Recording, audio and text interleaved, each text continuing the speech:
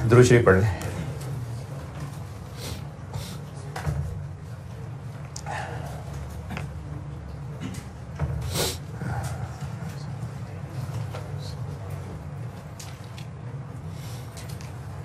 Question दिया था एक, क्वेश्चन नंबर 7 है ना, क्वेश्चन 7 इसके बारे में क्या राय है?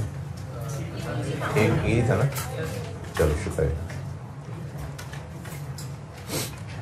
क्वेश्चन नंबर 7 करूँ डिस्कस।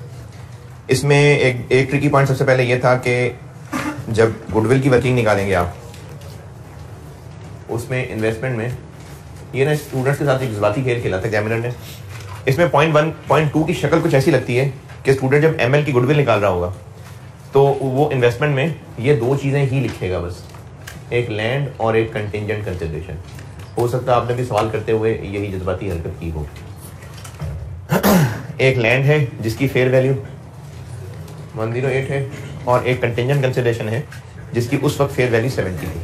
ये एक जज्बाती हरकत नॉर्मली स्टूडेंट करता है कि 0.2 पड़ता है फॉलोइंग कंसिडरेशन, बस ठीक है ये कंसिडरेशन दी थी, जबकि ये वो हैं following consideration are still unrecorded. तो अगर ये अनरिकॉर्डेड है तो ऊपर बैलेंस शीट में भी तो एक इन्वेस्टमेंट इन ML आ रही है, तो वो फिर कैश होगा, वरना क्या होगा उसके अलावा। या अगर चलो कैश ना थी, शेयर एक्सचेंज हो गए, लेकिन होगा कुछ ना कुछ रिकॉर्डेड। कैश ये वैसे शेयर एक्सचेंज होता तो प्रीमियम आ रहा होता। तो ये जो ऊपर 900 मिलियन बैलेंस शीट में आ रहा है ये भी है, ये 900 तो है ही है। इसके अलावा ये दो ऐसे थे जिनको रिकॉर्ड नहीं किया हुआ था। तो टोटल इन्वेस्टमेंट ये तीन चीजें थी, ये पॉइंट है इसमें। और लैंड को जब रिकॉर्ड नहीं किया हुआ था, अब रिकॉर्ड करेंगे, तो ये लैंड का रिकॉर्ड करना मतलब उसका डिस्पोजल रिकॉर्ड करना है, क्योंकि हमने उन लोगों को दे दी लैंड लेकिन रिकॉर्डिंग नहीं की थी, तो वो लैंड अभी PPE में आ रही होगी। तो PP से निकाल देंगे कितनी अमाउंट, 88, और जो उसके ऊपर 20 है वो पेरेंट की रिटेन अर्निंग में प्रॉफिट और डिस्पोजल आ जाएगा। और ये जो कंटिंजेंट कंसिडरेशन होती है इसका ही करना होता है कि जो एक्विजिशन डेट की फेयर वैल्यू थी वो गुडविल की वर्किंग में, और इसको हर साल अपडेट करना होता है। तो जो ईयर एंड की फेयर वैल्यू है वो बैलेंस शीट में लायबिलिटी, और जो इसमें डिफरेंस आया वो पेरेंट की रिटेन अर्निंग को चार्ज होता है। और ये मैंने आपको बताया था कि इसकी फेयर वैल्यू निकालने के रस्तों में से एक रास्ता हो सकता है ये 115 मिलियन इनटू उसके चांसेस। मैंने कंटिंजेंट कंसिडरेशन बताया था ना, तो उसमें कहा था फेयर वैल्यू, फेयर वैल्यू आपको गिवन होनी चाहिए। फेयर वैल्यू निकालने के तरीकों में से एक तरीका ये भी है कि जितने पैसे देने का वादा किया है, ये मैंने इधर करके मिसाल की थी, इनटू उसकी प्रोबेबिलिटी। तो अब इस वक्त ईयर एंड पे आके वो टारगेट पूरा हो गया है जिसके इनाम में 115 देना था, तो कितनी होगी प्रोबेबिलिटी इसकी, 100%। तो ईयर एंड के ऊपर ये है इसकी कंसिडरेशन जो लायबिलिटी में आनी चाहिए, और इसका डिफरेंस ये पेरेंट की रिटेन अर्निंग में से लेस होगा। ये पॉइंट नंबर 2 है। आपने इसमें कुछ मजीद पूछना है तो पूछे जी।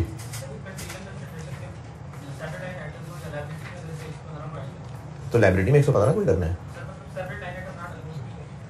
किस लायबिलिटी में ऐड कर दें? अच्छा लायबिलिटीज में ही ऐड कर दें, कोई मसला नहीं। बैलेंस शीट के फेस पे लायबिलिटीज में ही ऐड कर दें, नो प्रॉब्लम जी। डिस्काउंट रेट किस लिए दिया हुआ है? रिक्वायरमेंट बी के लिए है। रिक्वायरमेंट बी उन्होंने पूछनी थी ना 2 नंबर की, तो उन्होंने सवाल में फालतू चीजें दी थी, तो आपसे पूछा था कि बताएं इसमें क्या फालतू है, तो डिस्काउंट रेट फालतू था। ये एक से ज्यादा दफा टेस्ट हुई है ये चीज कि आपको सवाल में फालतू चीजें दी हैं और अलग से 2 नंबर का पार्ट पूछा हुआ है कि बताएं क्या फालतू है सवाल में, तो डिस्काउंट रेट फालतू था। हाँ जी, क्योंकि पेरेंट ने जब शेयर्स खरीदे होंगे एस के, मैंने आपको ना जब ये मोड्स ऑफ कंसिडरेशन पढ़ाया था तो हर एक टाइप की पूरी सही अकाउंटिंग बताई थी। तो जब पेरेंट ने शेयर्स खरीदे होंगे तो पेरेंट ने इसको रिकॉर्ड किया होगा, कंटिंजेंट कंसिडरेशन को एक लायबिलिटी बनाया होगा उस दिन की फेयर वैल्यू पे 70। हर ईयर एंड पे आके IFRS 3 के मुताबिक इसको अपडेट करना होता है। जब अपडेट करेगा ईयर एंड के ऊपर फेयर वैल्यू पे अपडेट करेगा तो वो 70 से 115 तक पहुंच गई है, तो लायबिलिटी को मजीद क्रेडिट करेगा, तभी जाके 115 पर पहुंचेगी। तो ये जो 35 का बढ़ना है ये इसके लिए एक एक्सपेंस है, क्योंकि उसने जो वादा किया था पैसे देने का वो और पैसे देने पड़ रहे हैं, तो इसलिए एक एक्सपेंस है। पॉइंट नंबर 2, पॉइंट नंबर 3 ये एनसीआई की फेयर वैल्यू के लिए, और पॉइंट नंबर 4 ये पॉइंट कल डिस्कस हो गया था कि इन्वेंट्री की फेयर वैल्यू एडजस्टमेंट थी। इनमें से जो बिक गई हैं उनकी एस की रिटेन अर्निंग से लेस, और जो आज भी बैलेंस शीट में मौजूद हैं वो इन्वेंट्री में ऐड। तो ये कल पॉइंट डिस्कस हो गया, सेम यही पॉइंट है। पॉइंट नंबर 5 मशीन बेची है, मशीन का यूआरपी निकाला हुआ है, इसमें कोई एतराज, और ये वो S2P है तो S की रिटेन अर्निंग से लेस हो जाएगा। पॉइंट नंबर 6 एसोसिएट की बैलेंस शीट पढ़ाते हुए कहीं एसोसिएट के डिविडेंड का जिक्र किया, तो ये भी पार्ट बी के लिए है, ये भी फालतू चीज है। तो पार्ट बी में फालतू चीजें बतानी है, तो ये फालतू चीज है। पॉइंट नंबर 7 पी और एसोसिएट का यूआरपी गुड्स का, पी ने बेची थी चीजें, तो पी की रिटेन अर्निंग से लेस 1500 रुपए के 600 रुपए, 1500 या 600, 1500 600 भूल के पुरानी हो गई बात। ये जो 72 मिलियन की चीजें बेची थी, इनमें प्रॉफिट था 20/120, इनमें से 60% चीजें उसने बेच दी थी, यानी 40% अब भी इसके पास मौजूद थी। पेरेंट सब्सिडरी में सीखा हुआ यूआरपी ये आ गया, लेकिन हमने इस यूआरपी को ट्रीट नहीं करना, हमने इसमें से 25% लेके ट्रीट करना है। तो जो आंसर आएगा, ये सेलर चूंकि पेरेंट है तो इन्वेस्टमेंट इन ए में से लेस और रिटेन अर्निंग के आउटर कॉलम में से लेस। लेस क्यों हो रहा है? इन्वेस्टमेंट से लेस क्यों हो रहा है? सेलर कौन है? पी। तो बायर ए हुआ और ए की इन्वेंट्री में प्रॉफिट शामिल है। ए की इन्वेंट्री में प्रॉफिट शामिल होने का मतलब है कि ए के एसेट्स हायर अमाउंट पे आ रहे हैं। ए के एसेट्स हायर अमाउंट पे आ रहे हैं मतलब ए के नेट एसेट्स हायर अमाउंट पे आ रहे हैं। Net assets, assets minus liabilities. तो इक्विटी मेथड के तहत जो इन्वेस्टमेंट इन ए है वो क्या अमाउंट रिप्रेजेंट कर रही होती है? हमारा ए के नेट एसेट्स में हिस्सा। तो ए के पास महंगी चीजें पड़ी होने का मतलब है ए के एसेट्स ज्यादा शो हो रहे हैं, ए के नेट एसेट्स ज्यादा शो हो रहे हैं, और जब हम ए के नेट एसेट्स में अपना हिस्सा दिखा रहे होंगे तो वो ज्यादा शो हो रहा होगा। तो इसलिए इन्वेस्टमेंट इन ए में से माइनस होता है। नहीं समझ आई ना ऊपर से गई? अच्छा, पॉइंट नंबर 6-7 पॉइंट 8 पी और जेल यानी पी और एसोसिएट, इनका आपस में पेबल सिबल है, तो पार्ट बी के लिए दिया हुआ है। तो ये 3 चीजें हो गई पार्ट बी में, तीसरी चीज आगे आ रही है। पॉइंट 9 के अंदर गुडविल की इम्पेयरमेंट आ गई, एनसीआई फेयर वैल्यू पे है इसलिए गुडविल में से लेस और एस के कॉलम में से लेस। और पॉइंट नंबर 11 डिस्काउंट रेट का कुछ भी नहीं करना। तो डिस्काउंट रेट का कुछ नहीं करना, ए के डिविडेंड का कुछ नहीं करना और ए के रिसीवेबल का कुछ नहीं करना। तो ये फालतू चीजें भी कीमती थी, 2 नंबर देने वाली थी। जी, और आपने इसमें कुछ पूछना है अगर सवाल किया है? जी हाँ, कोई बात नहीं, अगर उसकी बिल्डिंग भी होती तो वो उसकी जो भी डेप्शन कर चुका होता। ये सवाल ये पूछा है कि ये जो पॉइंट नंबर 2 में पहला बुलेट पॉइंट लैंड है, हमने इसकी क्या अकाउंटिंग करनी है? हम क्या एडजस्टमेंट करें इसकी? अब पीपी में से निकाल दें 88, इन्वेस्टमेंट रिकॉर्ड कर लें 108, और इसको बुक्स में से निकालना है क्योंकि हमने आगे बेच दी इतने की, तो 20 रुपए को पेरेंट की रिटेन अर्निंग में ऐड, ये एडजस्टमेंट करेंगे इसकी। सवाल ये पूछा है कि अगर ये लैंड ना होती, एक बिल्डिंग होती, तो क्या करते? तो भी यही करते। तो वो जो उसको अपने पास बुक्स में रिकॉर्ड किए बैठा रहा और डेप्रिशिएट करता रहा, तो जो भी करता रहा उसने डेप्रिशिएट ही करके रिटेन अर्निंग में डाला होगा ना एक्विजिशन डेट पे। हाँ अच्छा, हाँ एक पहलू और हो सकता है, सही है, कि अगर ये बिल्डिंग है तो आपको हो सकता है इसकी 2 कैरिंग वैल्यूज बताइए। सवाल समझ आया कि अगर ये लैंड की बजाय बिल्डिंग होती तो क्या? अगर ये बिल्डिंग होती तो हो सकता है कि आपको इसकी 2 बुक वैल्यूज बताई होती।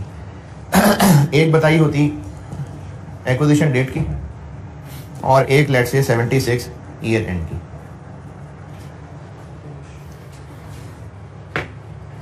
लैंड थी ना तो वो तो 88 की 88, तब भी 88 थी, आज भी 88 थी। बिल्डिंग ये 2 बुक वैल्यूज बताई होती तो क्या करते हैं?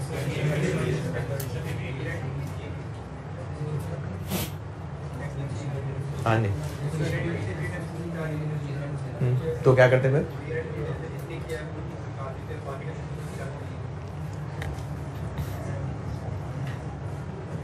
एक्विजिशन डेट की वो फिगर्स लिया करते हैं, वो फिगर एक्विजिशन डेट की होनी चाहिए जो हमने गुडविल की वर्किंग में दिखानी होती है।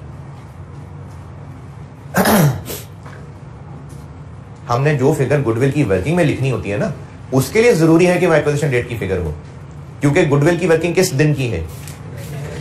तो जो चीज ये याद रखें, सादा सा असूल है कि जो चीज भी गुडविल की वर्किंग में आनी है वो एक्विजिशन डेट की वैल्यू पे आनी है,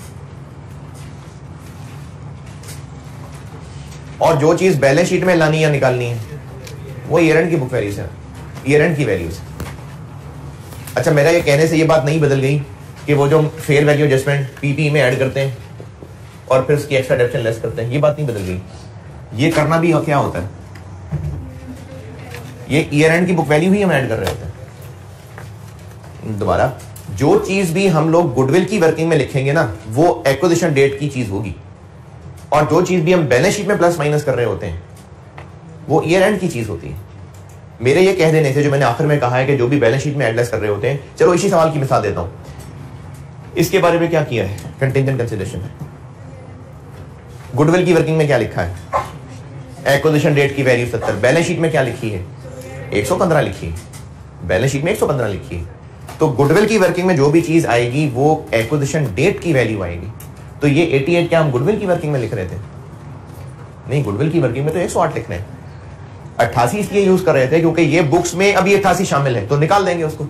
तो अगर ये वाला काम होता, अभी बुक्स में क्या शामिल है, तो 76 को निकालेंगे, और फिर 76 और 108 में से जो डिफरेंस है वो पी की रिटेन अर्निंग में जाएगा। एक मिनट, सिर्फ एक मिनट।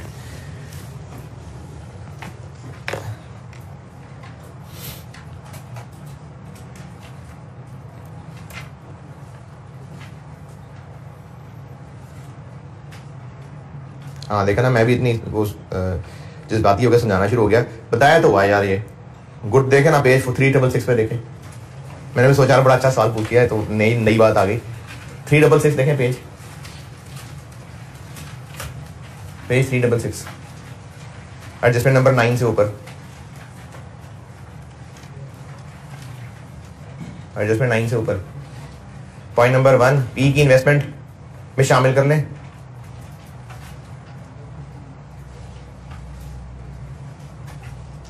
क्या शामिल कर लें?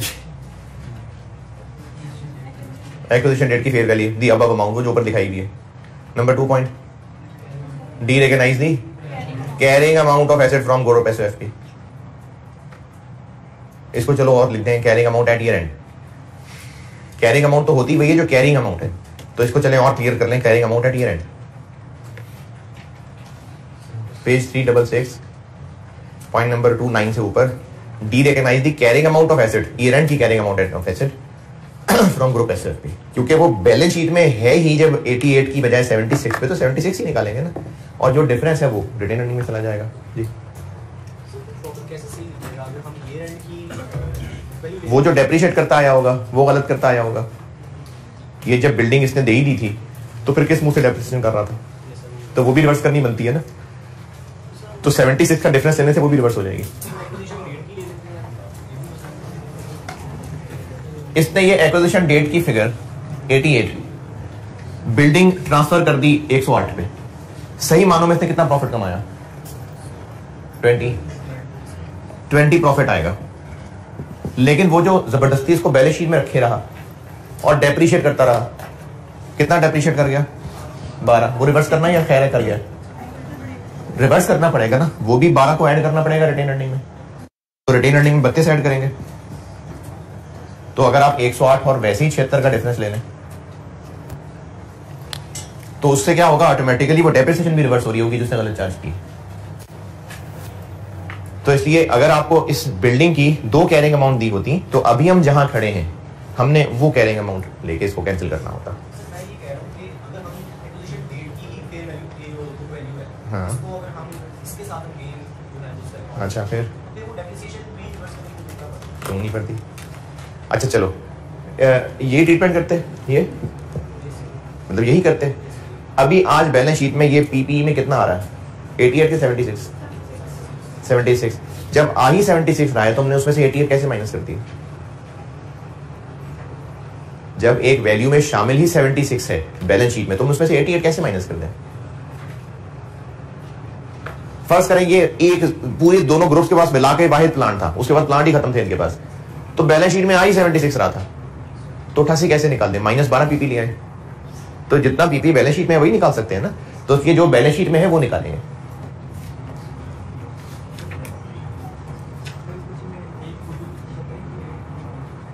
बता दो। हाँ जी, वो अगर वाला तो आया नहीं आया। ये अगर वाली बात, इस तरह की ना अगर वाली बातें अच्छी होती हैं, ये काम की होती हैं। तो अगर आपको ये क्वेश्चन में लैंड की जगह बिल्डिंग दी होती और उसकी 2 बुक वैल्यूज होती, तो हम ये ईयर एंड वाली बुक वैल्यू लेते हैं। काम की मिसाल थी, वैसे लेके लेते। 88 पे ट्रांसफर कर दिया, तो वो ना करे, हमें क्या लगे? हमने किसको? एस को थोड़ी दिया, ये एस को दिया, ये शेयर्स ऐसे ले रहे हैं? नहीं, ये तो उन लोगों से ले रहे हैं जिन्होंने हमें शेयर्स बेचे थे, तो वो चाहे इसको डेप्रिशिएट करें चाहे ना करें। जी क्वेश्चन 7 जिन्होंने किया है, डन। चले ठीक है यार, तो अच्छी प्रोग्रेस है। कंसोलिडेशन बैलेंस शीट हो गई है इसका मतलब है। तो आप एक सवाल और कर दें, एक सवाल होमवर्क कर दें। हमने 10 कर लिया, बैलेंस शीट का था। अभी रिसेंट वाला सवाल इनकम स्टेटमेंट का था, 10 कर लिया। उससे पहले 9 इनकम स्टेटमेंट नहीं, बैलेंस शीट ही है। ठीक है 9 कर दें, क्वेश्चन 9 कर दें, ये भी बैलेंस शीट है। क्वेश्चन नंबर 9, इसमें भी 2 नंबर इस बात के थे कि फालतू चीजें बताएं क्या है। अच्छा वैसे देखें, वैसे तो खैर ऐसी सी बात है, लेकिन अगर आपका पेपर बिल्कुल ये सवाल छूट रहा है सवाल, टाइम ही नहीं हुआ था, मैंने आपसे कंसोलिडेशन कर ही नहीं सके, आप अभी सवाल पढ़ने ही लगे थे और पेपर बिल्कुल आखिरी 5 मिनट रह गए, तो रिक्वायरमेंट में पार्ट बी लिखा हुआ है कि ऊपर में से जो गलत चीजें हैं वो लिख दें। आप सारी लिख दें सारी लिख दें, नेगेटिव मार्किंग थोड़ी होती है, सारी लिख दें, तो उनमें से जो सही होंगी वो पिक कर लेगा, तो 2 नंबर तो लेना। तो क्वेश्चन नंबर 9 ये होमवर्क है।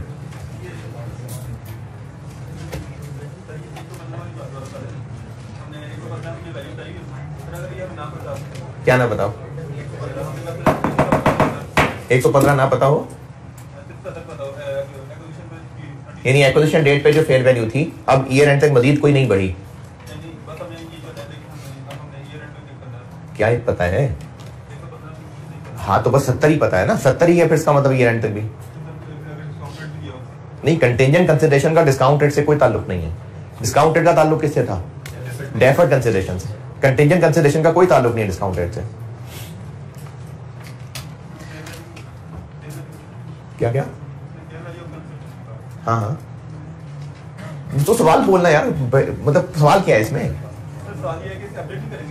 तो फेयर वैल्यू पे अपडेट करेंगे ना। अब आप कह रहे हैं फेयर वैल्यू नहीं दी हुई, तो नहीं दी तो हम कैसे अपडेट करेंगे? डिस्काउंट रेट फेयर वैल्यू थोड़ी होती है। डिस्काउंट रेट कई जिंदगी में फेयर वैल्यू कैलकुलेशन में डिस्काउंट रेट किसी टॉपिक में पढ़ा है हमने। IFRS 9 अमॉर्टाइज्ड कॉस्ट, उसमें डिस्काउंट रेट इम्प्लिसिट रेट लगाते थे, वो फेयर वैल्यू से थोड़ी लगता था। तो डिस्काउंटिंग कंपाउंडिंग करने से फेयर वैल्यू नहीं आती होती कभी भी, कहीं भी फेयर वैल्यू कंपाउंडिंग डिस्काउंटिंग से नहीं निकाली। और बताइए क्वेश्चन 7 में।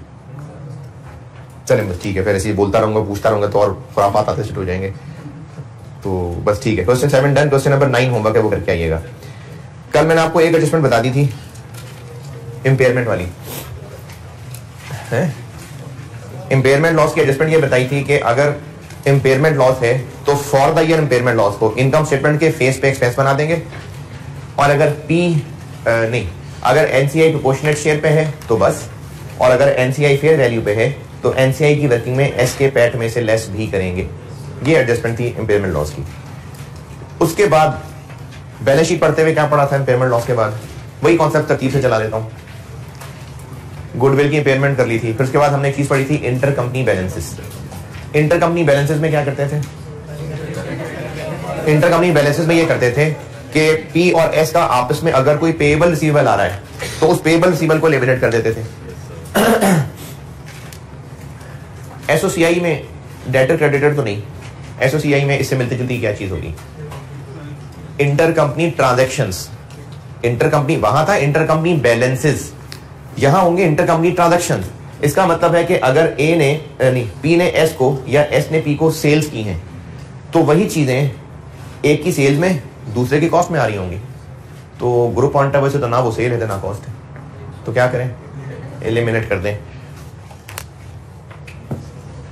फिगर्स बता के पूछता हूं मैं से। तो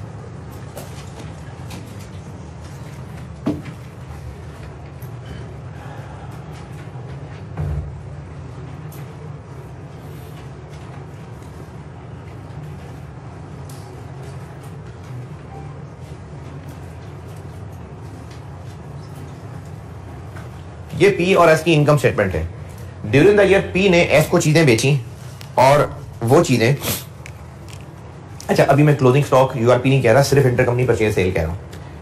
पी ने 10,000 की चीजें जो कि उसने 8 में खरीदी थी एस को बेच दी। इनमें क्या आ रहा होगा? 10। इसमें क्या आ रहा होगा? जज्बाती हरकत है, इसमें 10 ही आ रहा होगा, 8 क्यों आ रहा होगा? एस को क्या पता 8 क्या है?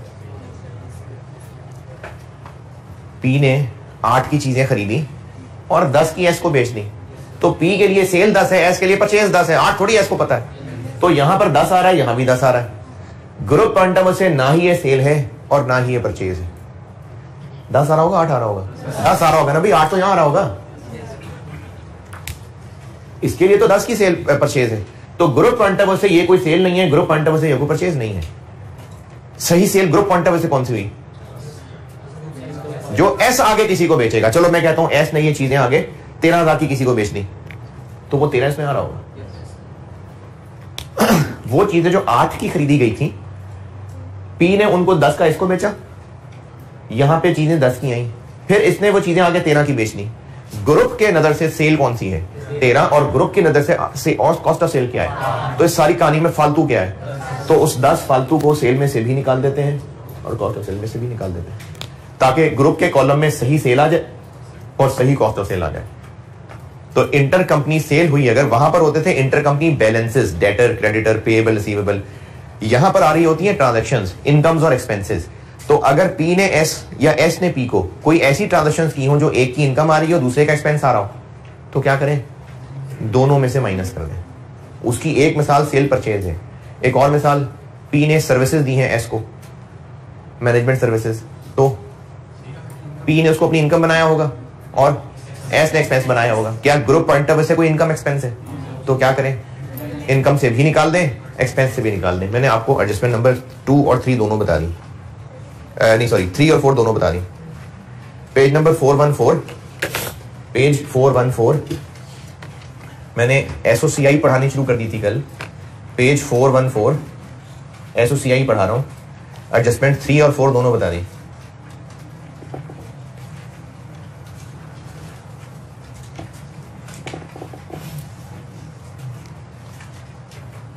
लेकिन माइनस दोनों में से ये करनी है, ये नहीं करनी, ये 10 करनी है, क्योंकि मसला इस 10 का है। फालतू ये है जो इसकी असल कॉस्ट ऑफ सेल है, वो तो पी ने रिकॉर्ड की हुई है, वो आनी चाहिए।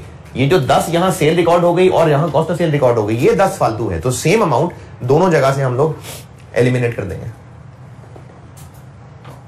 जी।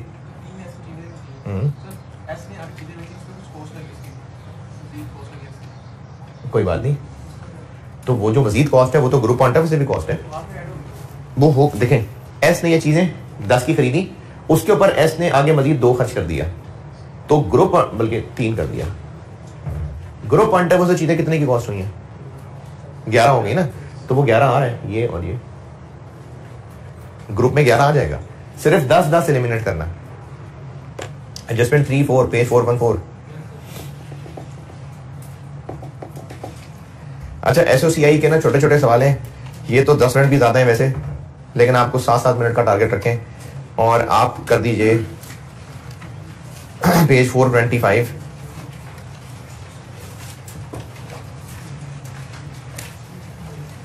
Question number 2 page 425 practice question में क्वेश्चन नंबर 2 जल्दी से कर दें।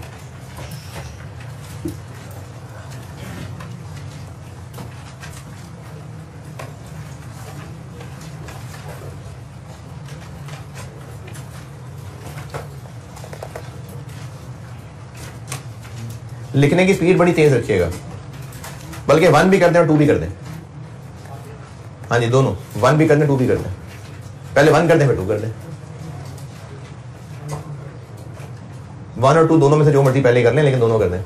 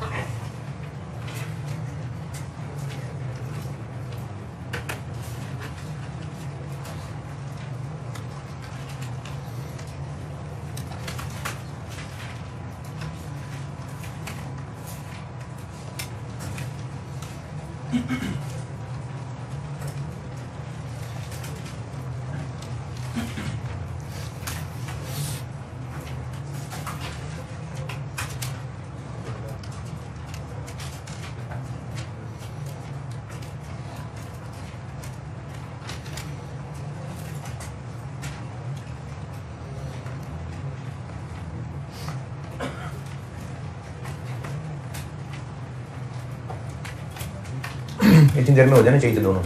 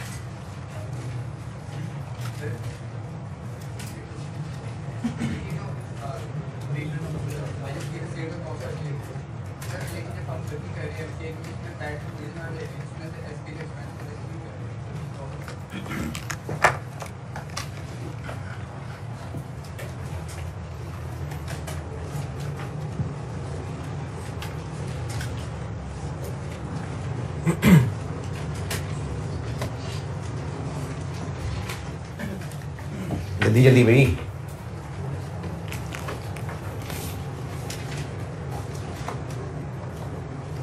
क्वेश्चन 2 सेल्स कितनी 125 plus 90 minus 8.2 cost of sales 82 plus 57 minus कितनी आ गई 06 130 जीपी 76,000। अगर ये 82 यहां से माइनस ना करते तो सेल्स कितनी आती ग्रुप की 215 और कॉस्ट ऑफ सेल क्या आती 130 जीपी क्या आता ये क्या जादू हो गया क्यों सेम आ जाता जीपी क्योंकि हमने दोनों में से सेम अमाउंट माइनस कर दी। सवाल स्टूडेंट ने ये पूछा है कि हम जब ये सेल्स और कॉस्ट ऑफ सेल को एलिमिनेट कर रहे हैं तो क्वेश्चन 2 में किसने किसको बेचा था क्वेश्चन 2 में एस ने पी को तो हम पी की कॉस्ट ऑफ सेल में से निकाल रहे हैं और एस की सेल में से निकाल रहे हैं। तो सवाल ये पूछा था स्टूडेंट ने कि जब हम एनसीआई की वर्किंग कर रहे होंगे एस का पैट कितना क्वेश्चन 2 की बात कर रहा हूं जी 50। तो हमने जब इधर एस की सेल में से कुछ एलिमिनेट किया है तो यहां से भी ना कर दें उसको एस की सेल में से हमने अभी भी किया ना माइनस तो एस की सेल कम करेंगे तो उसका प्रॉफिट भी कम होगा।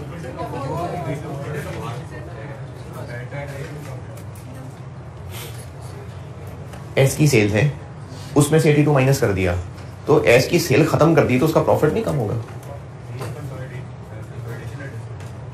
नहीं लेकिन एक्स्ट्रा डेप्शन भी तो कंसोलिडेशन डिस्मेंट ही होती है बैलेंस शीट में।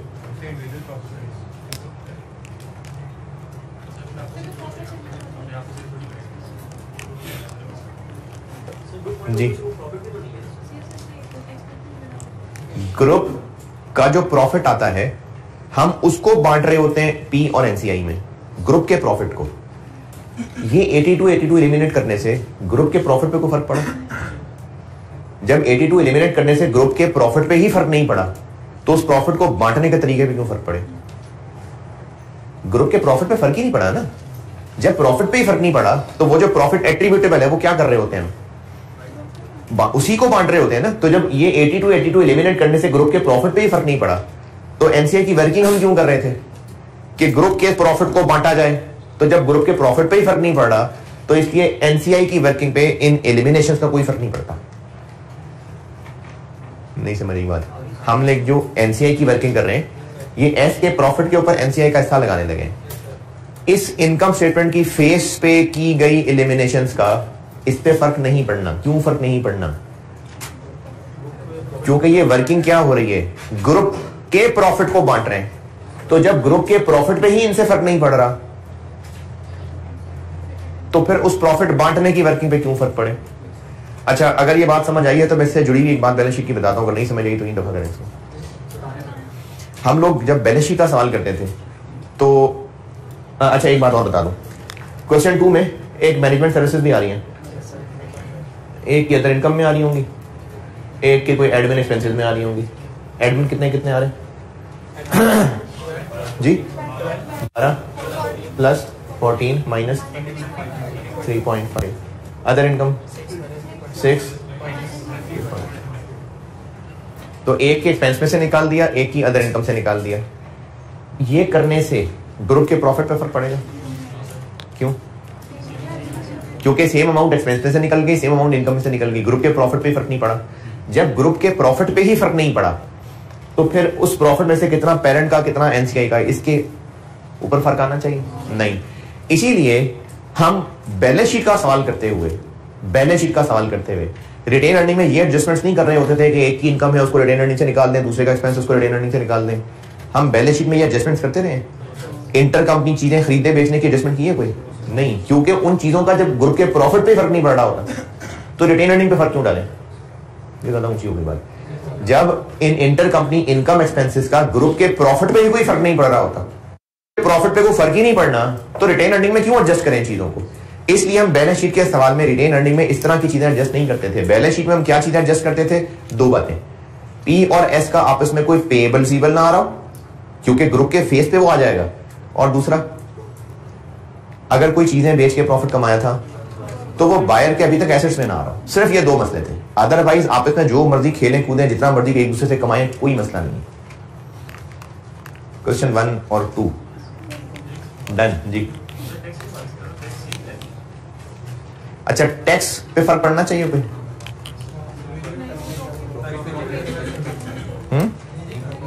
अच्छा, वैसे अभी आगे एडजस्टमेंट्स पढ़ाऊंगा तो उसमें चेंज आना शुरू हो जाएगा। इम्पेयरमेंट लॉस में चेंज नहीं आ गया क्या? इंडिविजुअल में चेंज आएगा। अच्छा, इसमें टैक्स में बिल्कुल एडजस्टमेंट होती है, लेकिन वो आपके लेवल पे नहीं है। IAS 12 वाली एडजस्टमेंट्स कंसोलिडेशन आपके सिलेबस में नहीं है, C5 में होंगी। तो टैक्स पे फर्क आएगा, डेफिनेट टैक्स पे, लेकिन आपके स्कोप में नहीं है वो। तो इसलिए आपने सिर्फ टैक्स को बस ऐड कर देना जी। अब वो अलग से बताना है। अभी मैंने सिर्फ सेल और परचेज एलिमिनेट करवाई है, अभी इन्वेंट्री की बात नहीं की, अब करूंगा। जल्दी भाई, बड़ी देर लगा दी। क्वेश्चन 1 क्वेश्चन 2 कोई मुश्किल परेशानी नहीं? ठीक है।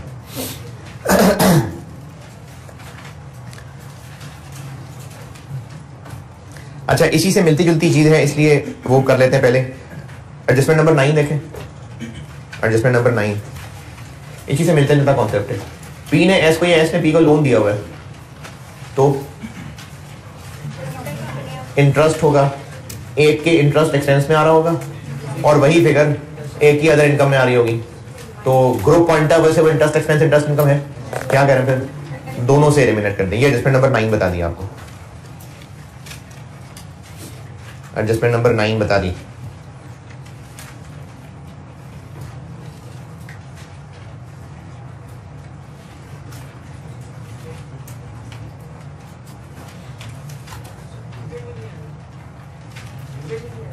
अभी मैंने 9 कहा है, अभी एडजस्टमेंट 9। डिविडेंड वो है ना, प्रेफरेंस शेयर्स भी बोरिंग्स होती हैं। FR1 IAS 23 IAS 33 redeemable preference shares boring ही होती हैं और उन पे दिया जाने वाला प्रेफरेंस डिविडेंड इंटरेस्ट एक्सपेंस होता है। तो ये उसी लोन के हुक्म में आ रहा है।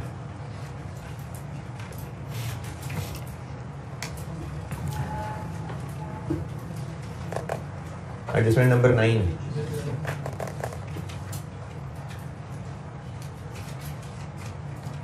अच्छा, एक दो और आसान लपेट लेते हैं पहले। अगर पहला साल है एक्विजिशन का, एक दो और आसान लपेट लें जिनकी प्रैक्टिस की भी फौरन जरूरत नहीं है। इस चीज की कोई खास, इसके लिए एक और सवाल करूं, इंटरेस्ट एलिमिनेट करने वाला। इसी तरह से एक दो और आसान जो जबानी हो जाएंगी।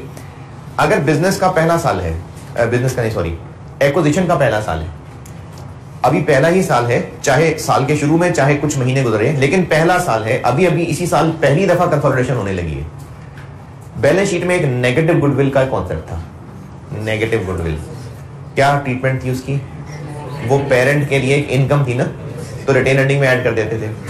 अब वो जिस मर्जी साल का सवाल हो, रिटेन अर्निंग में तो ऐड ही करते थे। एसओसीआई में क्या होना चाहिए अगर नेगेटिव गुडविल आ गई है? तो पेरेंट के लिए कोई इनकम है, ग्रुप पॉइंट ऑफ व्यू से इनकम है, तो इनकम स्टेटमेंट के सवाल में क्या करें? उसको अदर इनकम में शामिल कर लें। हर साल ये किया करेंगे?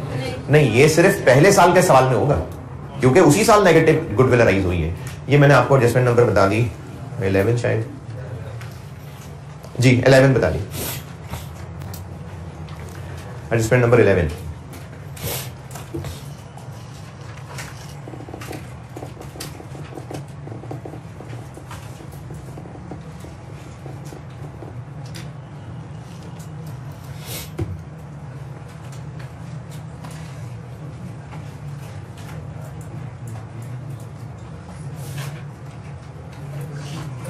जी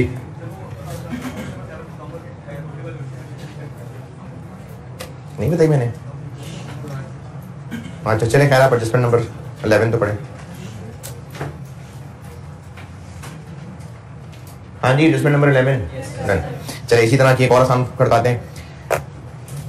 शेयर्स खरीदते हुए पेरेंट ने हो सकता है कुछ वो ट्रांजैक्शन कॉस्ट पे की हो। बैलेंस शीट में इनका क्या किया था? देखें, पेरेंट ने ऐसे शेयर्स खरीदे तो उस पर कोई ट्रांजैक्शन कॉस्ट पड़ी होंगी, कोई ब्रोकर को कमीशन दिया होगा, तो पेरेंट ने तो उसको अपनी इन्वेस्टमेंट डेबिट की हुई थी। तो बैलेंस शीट के सवाल में क्या किया था?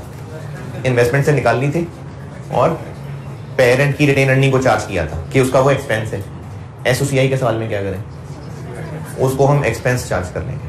हर साल यही किया करेंगे। फिर सिर्फ पहले साल के सवाल में ऐसा होगा। तो ये मैंने आपको एडजस्टमेंट नंबर 2 बता दी।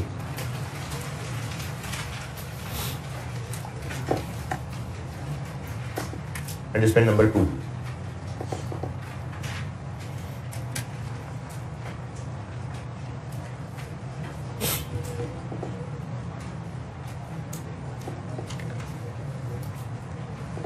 Adjustment 2 okay. चले अब अच्छी वाली एडजस्टमेंट समझाता हूं।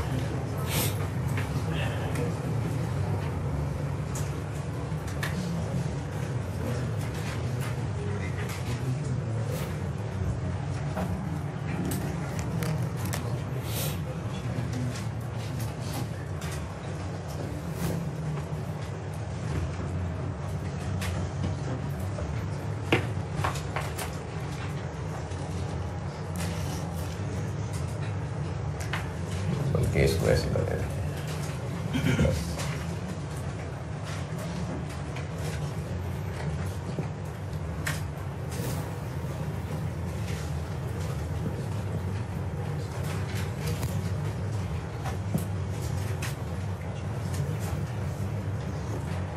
अगली एडजस्टमेंट समझा रहा हूं। इनकम स्टेटमेंट में एक दो एडजस्टमेंट थोड़ी सी टेक्निकल है, ये उनमें से एक है।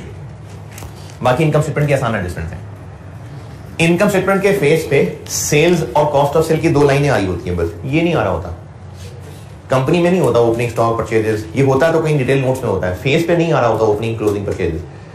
आपको सवालों में सेल और कॉस्ट ऑफ सेल ही लिखी मिलेगी, लेकिन जो बात समझाना चाह रहा हूं उसके लिए मुझे इसको खोलना पड़ा।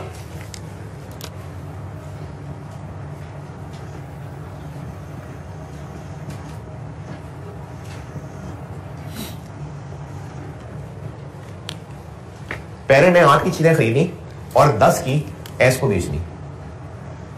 एस ने उनमें से अभी सिर्फ 60% चीजें ही बाहर बेची हैं, 40% अभी उसके स्टॉक में पड़ी हुई हैं। बैलेंस शीट के कॉन्टेक्स्ट में सोचें तो क्या इस एडजस्टमेंट में चीज अराइज हो रही है? यूआरपी कितना? 4000 यूआरपी बताए ना कितना? 40% चीजें अभी स्टॉक में मौजूद हैं। 40% चीजें अभी स्टॉक में मौजूद हैं। 800 यूआरपी 800। कैसे 800? 2 तरीके से बताता हूं।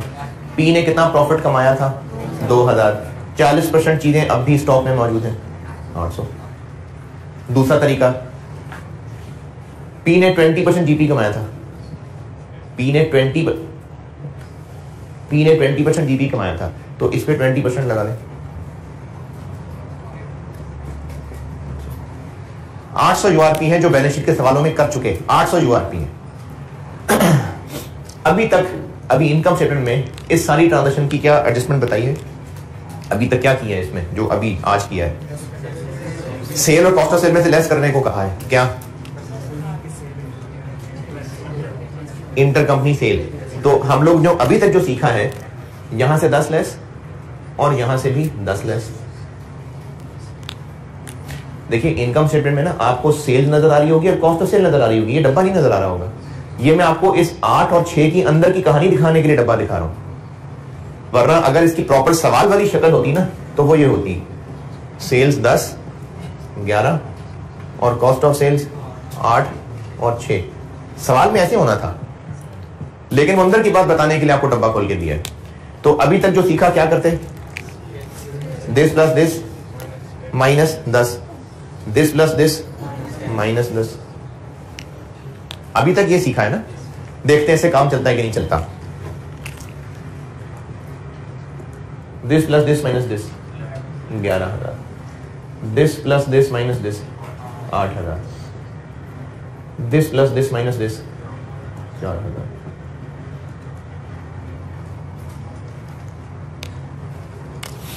This plus this minus this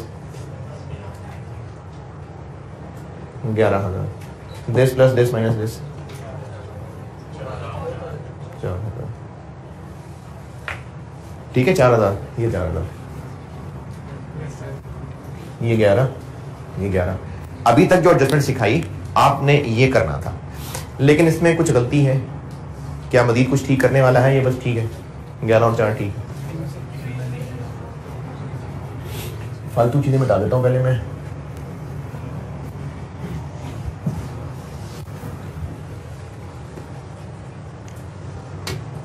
जी, जो आपने अभी तक इंटरकंपनी सेल की ट्रीटमेंट सीखी है ना, जिसकी प्रैक्टिस की है अभी, आप ये काम करते और ये रिजल्ट आ जाता। मैंने इसी रिजल्ट को सिर्फ यहां खोल के दिखाया है बस। क्या इसमें मजीद कोई खराबी लग रही है? इसको ग्रुप पॉइंट ऑफ व्यू से पढ़ते हैं। ग्रुप की सेल्स 11,000, सही है बात? सही है। ग्रुप पॉइंट ऑफ व्यू से परचेज 8,000, सही है बात? ग्रुप पॉइंट ऑफ व्यू से क्लोजिंग स्टॉक 4,000। क्या ग्रुप के लिए इतना स्टॉक है? नहीं। ग्रुप की नजर से ये जो स्टॉक नहीं है, क्या खराबी है इसमें? इसमें प्रॉफिट लोडेड है। तो सही ग्रुप के पॉइंट ऑफ व्यू से स्टॉक तक पहुंचना है तो क्या करें? यूआरपी इसमें से माइनस करना पड़ेगा ना, ये बात ठीक है। हमें इसमें से यूआरपी माइनस करना पड़ेगा। पी की हद तक ये परचेजेस थी, सही है। पी की हद तक ये क्लोजिंग स्टॉक था, सही है। लेकिन ग्रुप पॉइंट ऑफ व्यू से तो नहीं है ये closing stock. Group point of view से सही क्लोजिंग स्टॉक तक पहुंचना है तो क्या करें? हमें इस 4,000 की फिगर में से यूआरपी माइनस करना है, तो सही stock group point of view से आ जाएगा। अच्छा, आपको ये इस तरह का डब्बा नहीं लिखा मिलेगा, आपको तो ये शक्ल मिलेगी। क्लोजिंग स्टॉक जो कि नेगेटिव 4,000 है, उसमें से 800 माइनस करना है। क्या करें? इस शक्ल में बताएं क्या करो। कॉस्ट ऑफ सेल में 800 प्लस कर लें, तो माइनस करने को कहा है, लेकिन वो जिस चीज में से माइनस करना है वो कॉस्ट ऑफ सेल के अंदर एज ए नेगेटिव आ रही है। तो अगर हमें सॉल्व करने के लिए ये शक्ल दी हुई होगी तो हमें 800 की क्या ट्रीटमेंट करनी पड़ेगी? कॉस्ट ऑफ सेल में ऐड करना पड़ेगा। जी आके हाँ जी, वो मैंने कल बता दिया था। ये कंसोलिडेटेड बैलेंस शीट का टेस्ट है, ये मंडे को है। पिछले टेस्ट करें, वापस ही नहीं हो रहे। कर दिए हैं कि वापस कर दिए? कहा था कि ले लें वापस, टेस्ट किए। अपने क्लास में कहा था कि टेस्ट ले लें वापस। अच्छा, ले लेना वापस। कितना बन गया ये? 4800। अब ये ग्रुप पॉइंट ऑफ व्यू से सही है। कैसे ग्रुप पॉइंट ऑफ व्यू से सही है? ग्रुप की नजर से देखें तो असली सेल कौन सी है? 11, ये 11 आ रही है। ग्रुप पॉइंट ऑफ व्यू से चीजें असल में खरीदी कितनी की गई थी, उनमें से असल में कितनी बिक गई,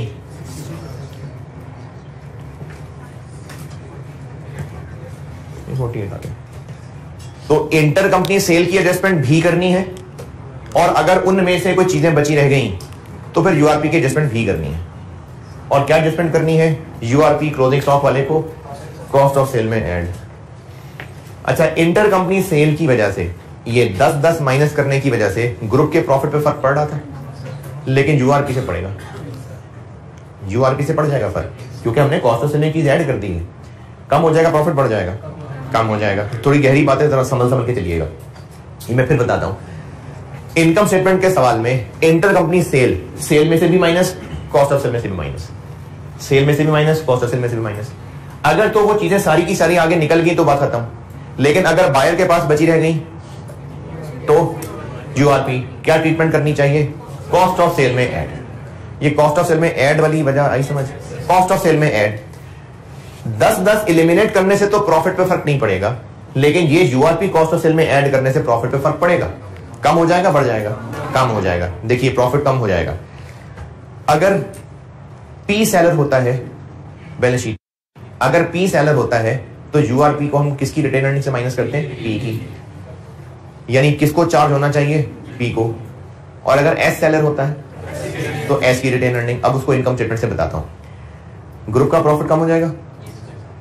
अगर पी सेलर है तो बस, अगर पी सेलर है तो बस, मजीद कोई एडजस्टमेंट नहीं है, ये ऑटोमेटिकली पी को चार्ज हो जाना है। कैसे? क्योंकि पी का हिस्सा हम बैलेंसिंग करके निकाल रहे हैं। और अगर एस सेलर है तो यहां तो ऐड करना ही है, एनसीआई की वर्किंग में एस के पैट में से लेस भी करना है। अगर पी सेलर है तो यूआरपी कॉस्ट ऑफ सेल में ऐड बस, अगर एस सेलर है तो यूआरपी कॉस्ट ऑफ सेल में ऐड भी, और एनसीआई की वर्किंग में एस के पैट में से लेस भी। गुड्स का यूआरपी अगर पी सेलर है तो कॉस्ट ऑफ सेल में ऐड बस, और अगर एस सेलर है तो कॉस्ट ऑफ सेल में ऐड भी करना है, और एनसीआई की वर्किंग में एस के पैड में से लेस भी करना है। ये मैंने आपको एडजस्टमेंट नंबर 5 बता दी। ये पढ़ने सारी पढ़िएगा, खासतौर पे नीचे जो एक बोल्ड करके टेढ़ी सी लाइन लिखी हुई है खासतौर पे।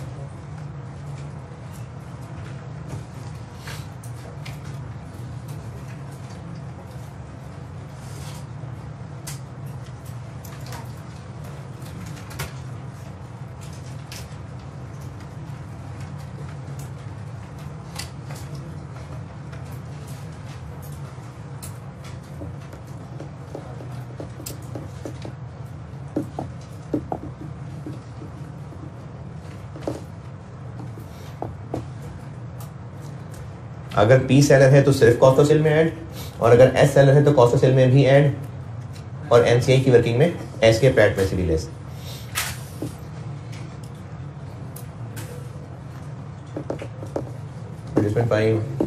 डन। क्वेश्चन 3 कर दें जल्दी से, 5 मिनट। मैंने कहा था कि जब आपको बिल्कुल शुरू में बैलेंस शीट पढ़ाते हुए मैं यूआरपी का कॉन्सेप्ट बता रहा था, तो मैं ये बताता था कि इस ट्रांजैक्शन की असल हकीकत क्या है। मैं लिखता भी था असल हकीकत उर्दू में। तो इस ट्रांजैक्शन की असल हकीकत क्या है कि ग्रुप की नजर में सेल्स कितनी है? 11,000। और ग्रुप की नजर में असल में इन चीजों की कॉस्ट कितनी है? नहीं, जो बिकी है उनकी कॉस्ट कितनी है? 8 खरीदी थी, सारी नहीं बेची है। कितनी बेची? 60% बेची है। तो ग्रुप की नजर में असल में कॉस्ट ऑफ सेल 4800 है, तो वो 4800 आ गया यहां नजर है क्या? नहीं, हमने तो इन चीजों में एडजस्टमेंट करनी है ना, जीरो से तो इनकम स्टेटमेंट नहीं बनानी। हमने तो पी और एस की चीजों में एडजस्टमेंट करनी है। क्वेश्चन 3 पेज 426 क्वेश्चन 3 कर दें सॉल्व। है जी, मैंने तो आपको जो समझाया वो क्लोजिंग स्टॉक समझाया, तो अगले साल ये ओपनिंग स्टॉक बन जाएगा, तो इसी सब उलट कर देंगे। देखें, क्लोजिंग स्टॉक में समझाया ना, तो क्लोजिंग स्टॉक में प्रॉफिट लोडेड है। अगले साल ये एस का ओपनिंग होगा, उसमें भी तो प्रॉफिट लोडेड ही होगा। तो सेम उलट, जैसे क्लोजिंग में छुपा हुआ यूआरपी कॉस्ट ऑफ सेल में ऐड करना है, तो ओपनिंग में छुपा हुआ URP cost of cell less करना होगा। बिल्कुल उलट हो रहा है इसका, ये लिखा हुआ है। क्लोजिंग स्टॉक का यूआरपी समझा दिया, ओपनिंग में भी तो हो सकता है ना, क्योंकि पिछले साल भी तो कुछ बचा हुआ हो सकता था। तो ओपनिंग स्टॉक के यूआरपी के साथ बिल्कुल प्लस माइनस के साइन बदल जाने बस।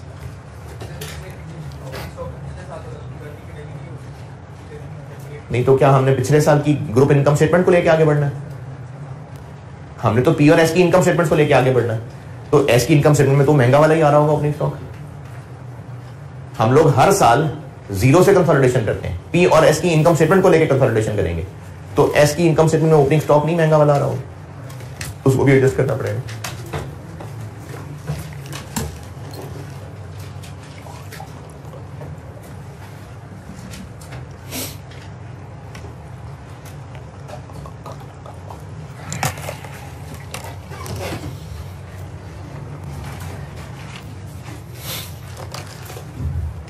चलें आप भी करें, मैं भी करता हूं बोर्ड पे। जो अच्छे बच्चे खुद करना चाहें वो इधर ना देखें, खुद करें, और जो गंदे बच्चे ना करना चाहें हैं ये रहने दो।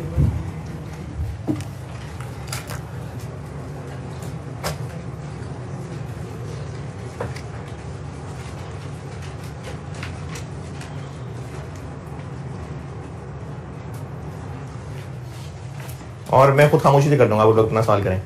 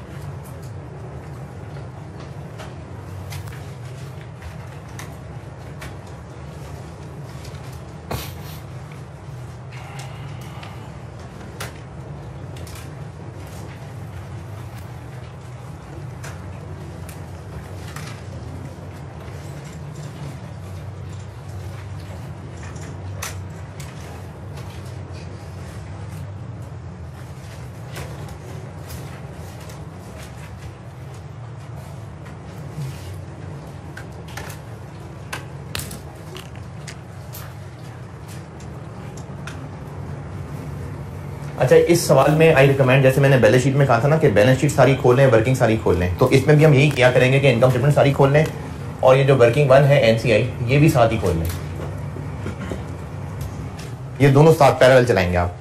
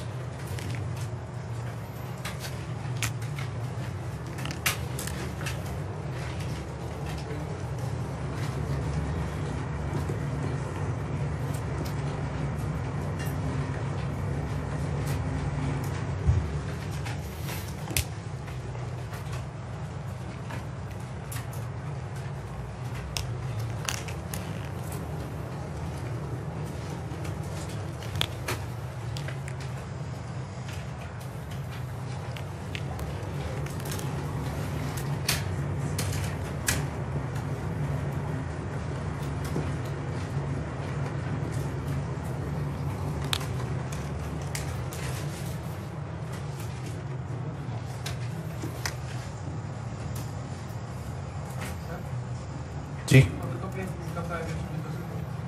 जी कर सकते हैं।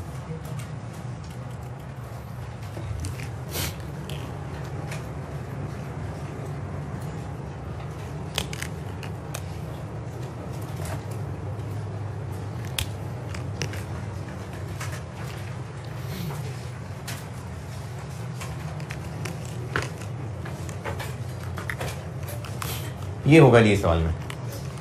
इंटरकंपनी सेल दोनों में से less, URP cost of cell में तो ऐड, और चूंकि एस सेलर है इसलिए यहां से भी लेस। और ये मैंने कल बात की थी, दोबारा बता रहा हूं, जो जो हम बैलेंस शीट में एस के रिटेन अर्निंग के कॉलम में एडजस्टमेंट्स कर रहे होते थे वही यहां भी हुआ करेंगी।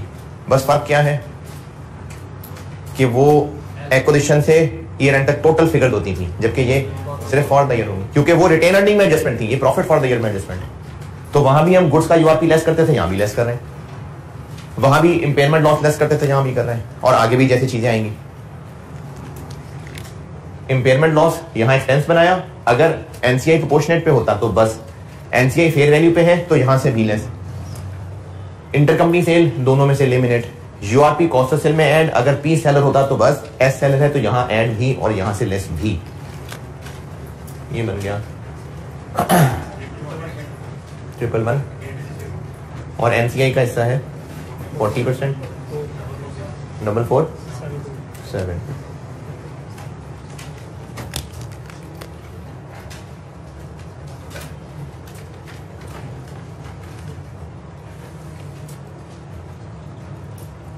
वन 163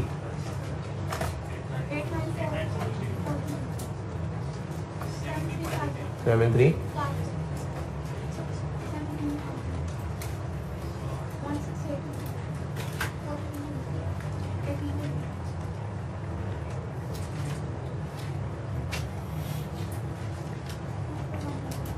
जी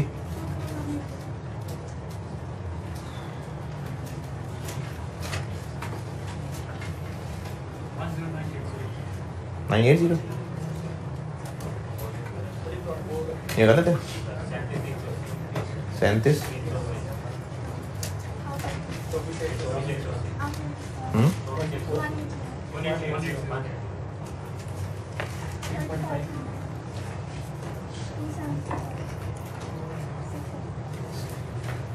ये किसको बांटना है?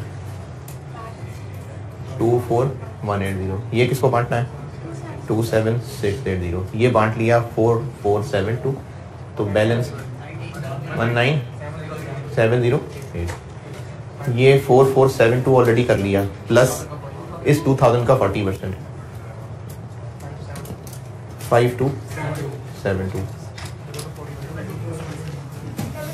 22। ये सवाल है,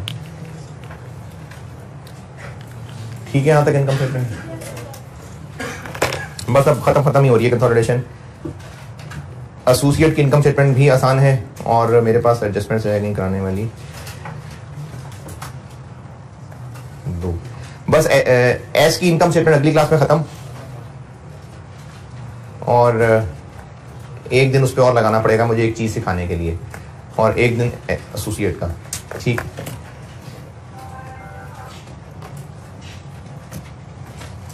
है जी, अल्लाह हाफिज़।